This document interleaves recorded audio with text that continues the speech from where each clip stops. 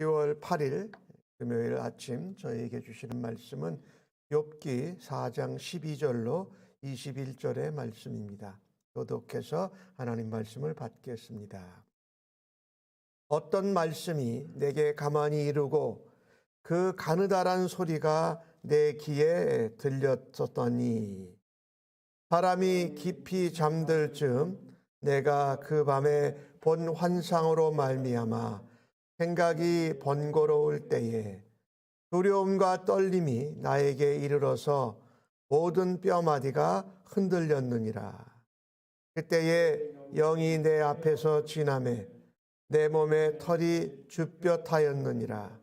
그 영이 서 있는데 나는 그 형상을 알아보지는 못하여도 오직 그 한 형상이 내 앞에 있었느니라.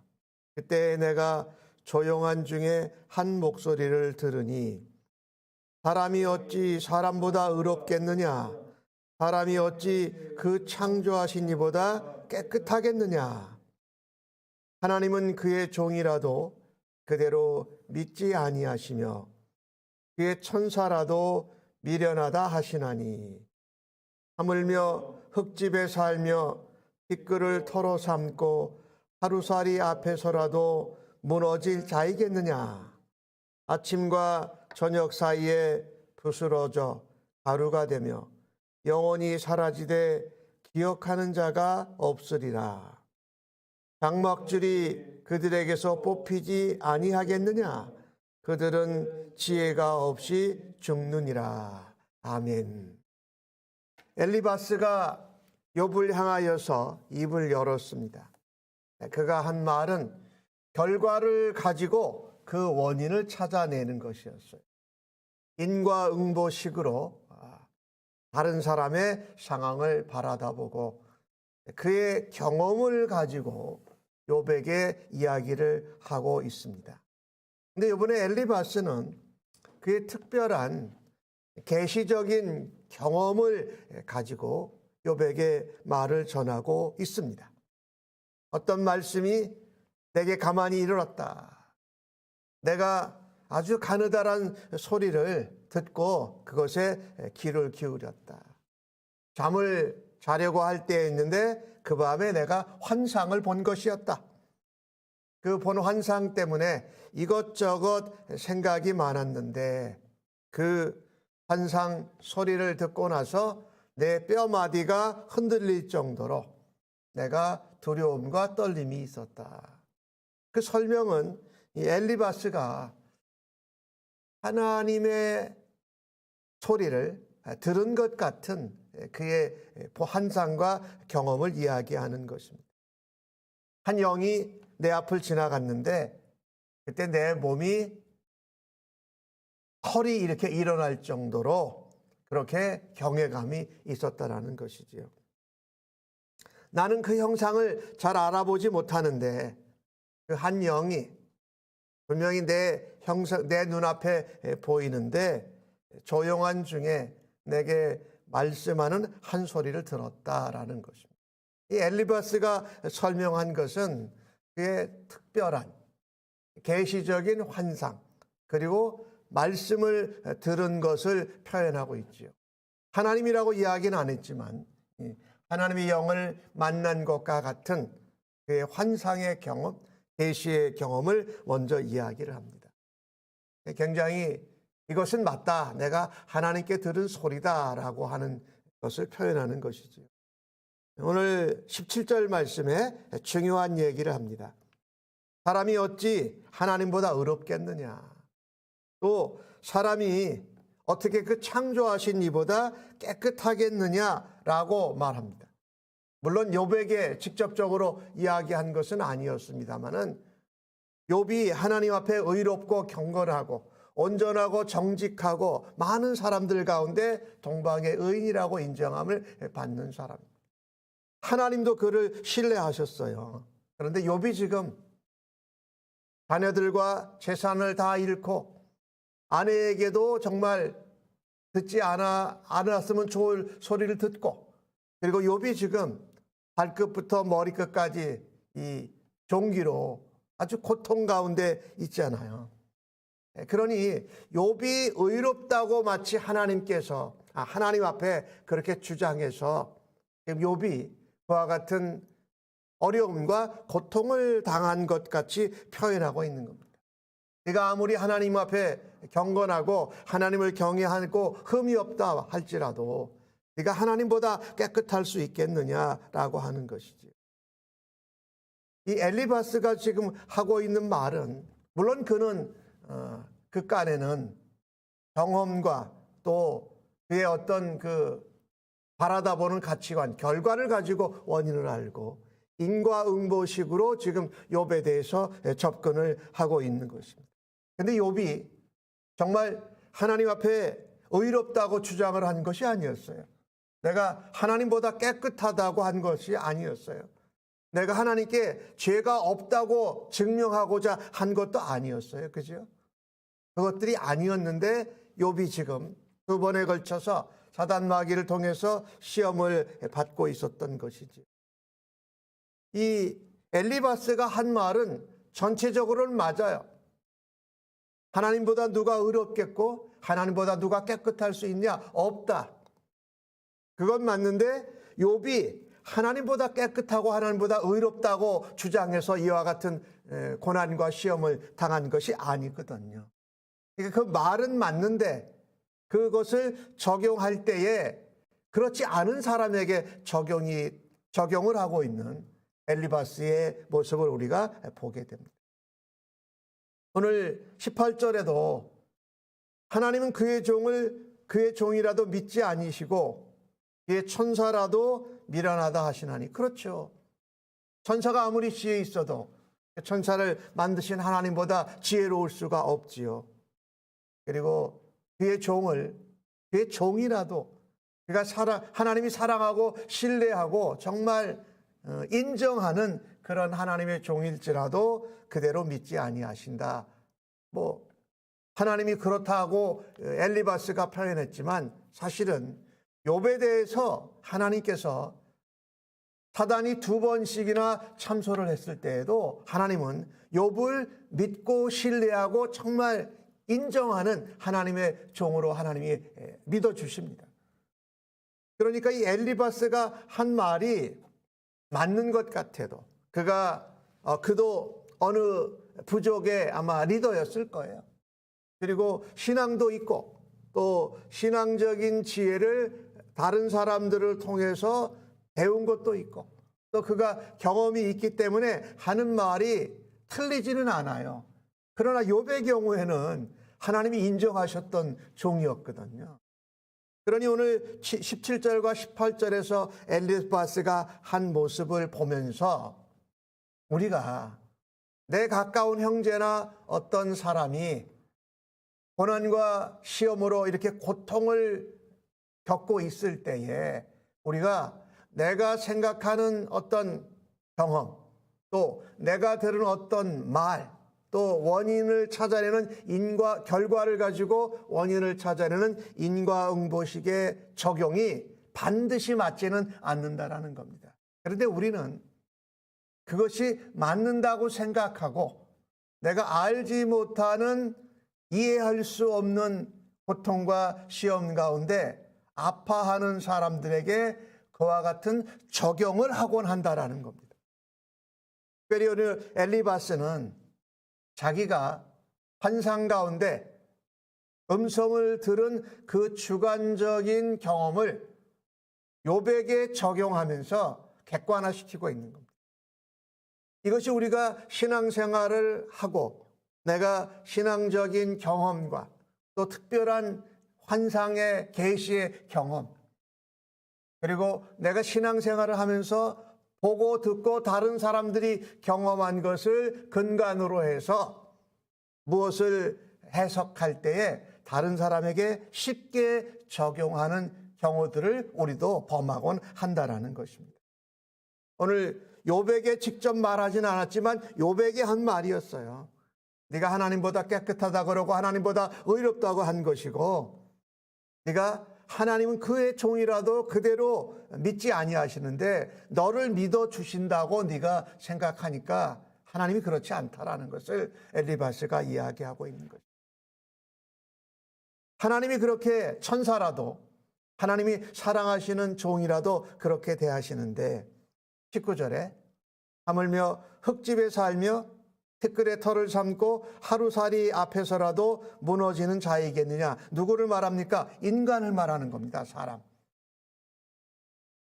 하나님이 사랑하시는 그의 종, 또 천사들이라도 그렇게 믿어주지 아니시고 그들이 하나님보다 지혜 없는데 인간이 하나님보다 지혜 있다고 할 수 있느냐? 별로 보잘것없는데 흙집에 살고 티끌에 털을 짓고 살고 하루살이보다 못한 인간이 그렇게 할 수가 있느냐? 전체적으로는 인간을 얘기했고 하나님을 얘기했지만 현재 욥이 당하고 있는 상황과 시점을 두고 욥에게 적용을 한 것이죠. 인간이 그렇게 연약하고 부족하다. 근데 욥, 네가 뭐 하나님 앞에 의롭다고 죄가 없다고 하나님이 너를 인정하신다고 하면서 네가 하루살이 같은 존재밖에 안 되는데 누가 너를 기억해 주겠느냐라고 욥에게 말하는 거예요. 사실은 20절에 보십시오. 아침과 저녁 사이에 부서져서 가루가 되며 영원히 사라지되 기억하는 자가 없으리라. 보잘것없다라는 거죠. 21절에는 장막줄이 그들에게서 뽑히지 아니하겠느냐. 여기 장막은요, 우리의 인생을 말하죠. 우리의 몸, 육체. 거기 연결된 줄은 우리의 생명을 표현하고 있어요. 그러니까 우리의 장막, 육체가 허물어지고 생명이 뽑혀진다는 것은 생명이 끝난다는 거예요. 그들은 지혜가 없이 죽어가니라 라고 말하는 거예요. 그러니까 욥이 지혜도 없고 하나님 앞에 별로 보잘것없는 인생 정도밖에 안 된다라고 하는 거예요. 근데 하나님이 우리 인생 한 사람 한 사람을 그렇게 보잘것없이 보지를 않으세요.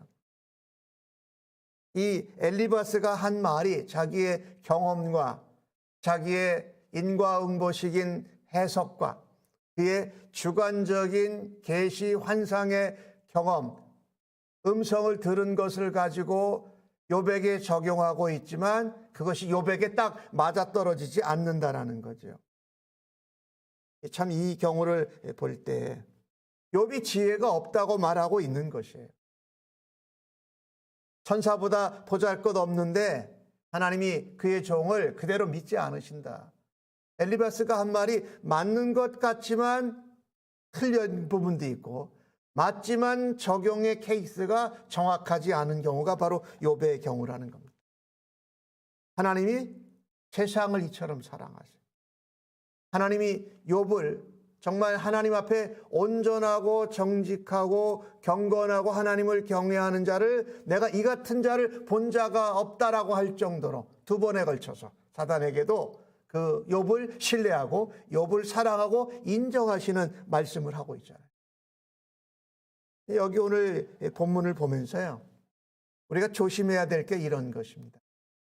특별히 오늘 본문에서는 나의 주관적인 계시 환상 혹은 어떤 음성을 들은 경험을 욥에게 그대로 똑같이 적용하고 있다는 것이에요.